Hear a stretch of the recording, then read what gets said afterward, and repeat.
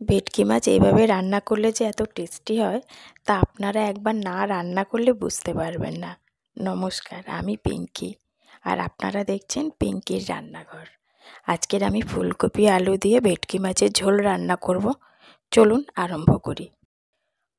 তেল গরম হয়ে গেছে, এবার আমি সব মাছগুলো এক এক করে ভেজে তুলে নেব। আলু লম্বা লম্বা করে কেটে নিয়েছি, ফুলকপিও এরকম ডুমো ডুমো করে কেটে নিয়েছি।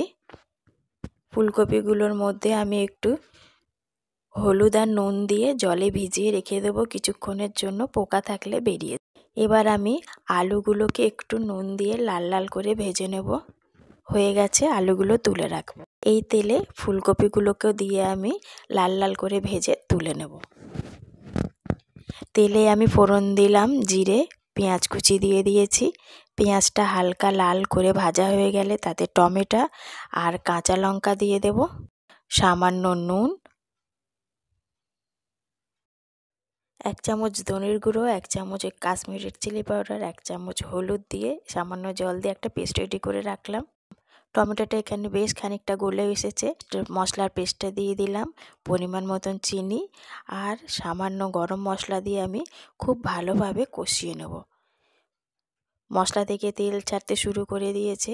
ভেজে রাখা আলু আর ফুলকপিগুলো দিয়ে আমি আরেকটু ভালোভাবে কষিয়ে নেব। খুব ভালোভাবে কষানো হয়ে গেছে, এবার আমি এর মধ্যে দিয়ে দেবো পরিমাণ মতো জল।